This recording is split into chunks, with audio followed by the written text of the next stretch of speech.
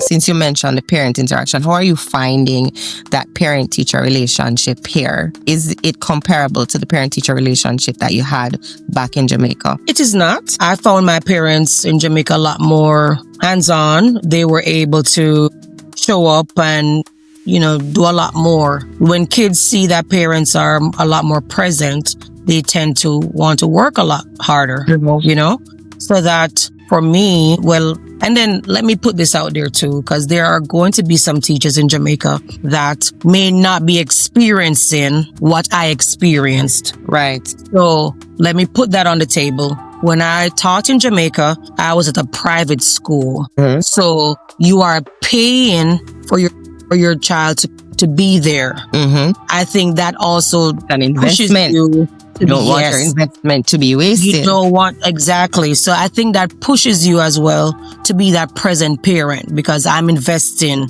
for my child to be here. So for me, I may be talking about my experience, and clearly someone else did not have that experience. Mm-hmm. So let's put that out there. Where I'm currently teaching, I am in an area that is considered lower income. Mm-hmm. So, which means you're looking at an array of things. Parents may be doing 2-3 jobs to make ends meet. Right. You have to understand that their involvement is not going to be the same as much as someone who goes to one job, gets off at a decent time, and can help with homework and stuff like that. So for me, that's one of the biggest issues that I am facing where I'm at. Mm-hmm. Also, the difference is if you have a student who may have done something that warrants a phone call home. If I called a parent when I was in Jamaica about their child that may have done something inappropriate, or whatever the case is, not following direction, whatever. Mm-hmm. Even if they do not show up in that building, you will see the difference in that child the next morning. Right. And the next couple of days or next couple of weeks. I have not really seen that here. You make phone calls, they give you the conversations. When they come home, I'm going to deal with them, I'm going to talk with them. You can probably count on one hand on a yearly basis the students who you may have had an issue with and see a difference. Mm-hmm. So for me, it is so common to, it's business as usual. You come back, you do the same thing. So what do I do as a teacher with experience? I know which battles, when to choose that battle that I want to fight, because at the end of the day, you're not going to prevent the other students from learning in my room. Mm-hmm. If you're going to find yourself in a situation where you're making it uncomfortable for someone else in that learning environment, it's like everything else. Yeah. Inside the classroom or outside the classroom, there's consequences, right? Yes. If you're consistent with your expectation, then the issues are reduced. It's a reintroduction of expectations and reinforcement of consequences, but you just have to maintain that consistency. In Jamaica, I don't know about you, but when it came to planning, it felt like I was teaching 24/7. That's how it felt for me. And sometimes, to be honest, that passion can drain into life.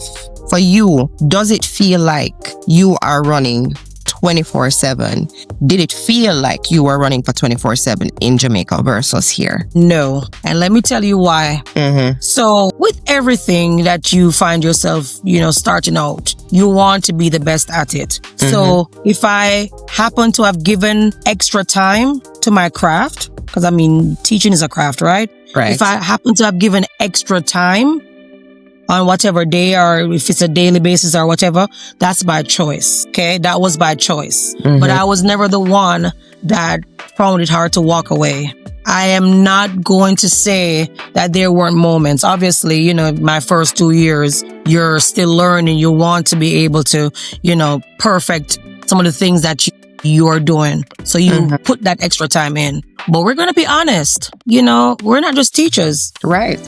Some of us are parents too, or even if you're not a parent yet, you still have a life outside of that building. Mm-hmm. So how are you able to navigate that part and live a little? Mm-hmm. So like I said, when I became a mom, that's one of the things that I definitely did. Understanding that the books that I used to pack up in the car, take them home, the papers, the test papers or the quiz, whatever, they no longer came home.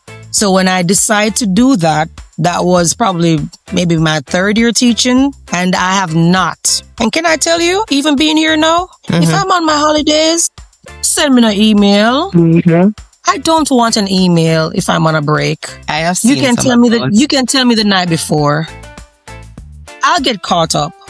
So when I walk in that Monday morning, I'm prepared. But I'm one that hold those things dear to me. That I don't want to interrupt in my break. I may have ruffled some feathers, but that's just me. Girl, I don't care. I don't care if I care about the result, and I care. But if we go to school at 6:45 in the morning, school starts for me around 7:05. If I'm at work at 4:35, that's me trying to get caught up and prepare for the next day. right. Why would I be leaving at 5 o'clock and still bringing papers and books to my car? So that's the biggest thing for me. I don't go around that. And whoever I work with, they know that. Jordan ain't doing it. I like that boundary. I think it's a hard boundary to set when you are new. Yep. I think it's important to set it when you are new because I think that's the easiest time. Because once it's set into your routine, it becomes very hard to break, right? Yes, I agree. But I think we misplace our passion. We think that because we're passionate about it, we have to keep going and going and going. But it's really important to take that pause. Because if you don't, you're going to burn yourself out. You're going to be of no use to self. Absolutely no use to your students. And let's also say this. That's what I was about to say. Walk away. And don't feel guilty walking away. And don't feel guilty walking away. That too. And I wanted to ask you this. This is a little, I think, less serious. But in Jamaica, a teacher is a teacher inside the classroom and outside the classroom. There's a certain level of respect that we are supposed to command. And because of that, we were expected to look like a teacher. Weekdays, like you can't both you go come out of your house in your little shorts and whatever. It's almost like them who wear the teacher clothes go to the beach. Teacher clothes. Well, I'm remembering something while I'm talking. Yeah, man. You know what I hate is someone looking at me and say, "Oh, you're a teacher." Yes, me too. What does that mean? What that mean? Which is why when you see me, you know, my heels and I don't have my cloth bag. I'm not walking with no cloth bag on your shoulder. I'm sorry. I'm sorry. I'm not doing it. I'm not doing it. So if you see me, you're not going to know that I'm a teacher. No, I'm not knocking the people who do it. That's your comfort. That's how you do things. But at the same time, it goes back to what we're saying. When do you put a hard stop to say, I'm leaving this here and I'm walking away? Right. Do you feel that same strain being here versus back home? No, because if you're here as a teacher from Jamaica, that was also another cultural shock that we walked into. The suits my dressmaker from Jamaica, I would be bleaching at her door before September morning to get those suits. And I would have had I know you still wear your stilettos. You know I don't anymore. Girl. But what I'm saying is that difference of us having that formal look and going out feeling like a teacher. When I first got here and I started, obviously you didn't know. So we came dressing that way. You know, kids were thinking we're the principal. Like, they're not used to seeing teachers like that in the building. I still dress up when I can, because I'm not going to change that. The only difference is I'm on the side where the building's too big, and I told you that. So for me, I've parked my heels. I don't wear those shoes anymore.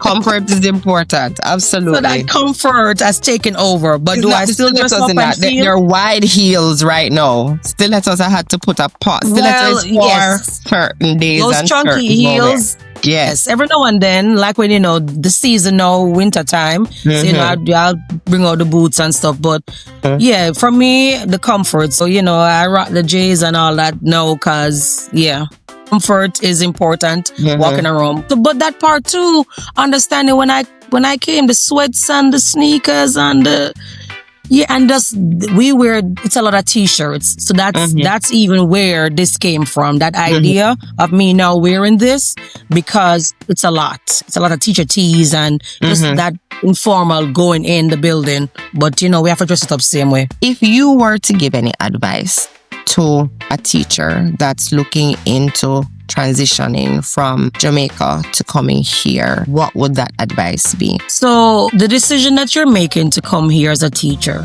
is first and foremost. When you come here, you become a cultural ambassador. Whether you want that title or not, it's going to be given to you. Because remember now, you are coming in. Yes, you're going to experience obviously what their culture is, but they're now going to be learning about where you're coming from and understanding, there are a lot of maybe differences, but at the same time, the questions that come with it, wanting to know more about that. So that being a cultural ambassador is the first thing. You cannot deny that. So for me, whether I wanted to be one or not, the kids were just eager to learn more. And not only the kids, some of my colleagues that I've come across, they will stop me and ask questions. And even now with that recent hurricane, Melissa, the outpouring of love, because everybody know that, hey, Jordan's from Jamaica. So, just that part alone and understanding that too, you cannot deny being a cultural ambassador. So I embrace that. I share about my music, share about, other things that I enjoy as well. So even when I travel back home, I come and show pictures. They ask questions. These are the places that I've been to, these are the people that I know and stuff like that. So that's one. Another thing to understand too, the main reason you're going to decide to come here is the money. Let's call a spade a spade.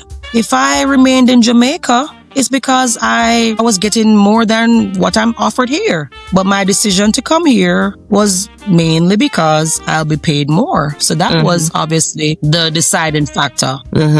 I knew I was going to be paid more, so why not try? Right. Then there are also other perks that it may come with.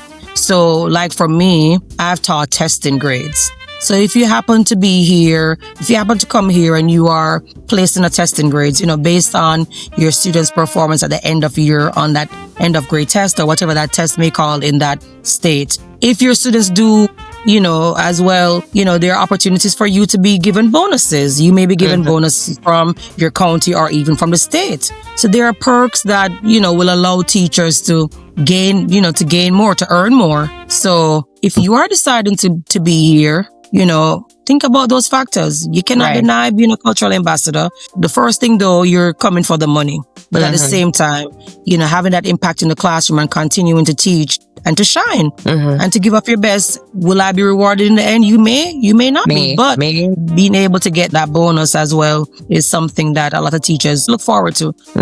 Because you still want what's best for your kids. But if you can be rewarded for that, take it. Yeah. Every time she sees me, Wagwan. And the patois is P-A-T-O-I-S. Don't you watch the movie? You heard somebody pretending to be Jamaican? I went to Heart Trust. I learned how to sew. Yeah, eat patty and cocoa bread. Opportunity to be able to be impactful in the classrooms. One thing with Jamaicans, we're very proud to be Jamaican.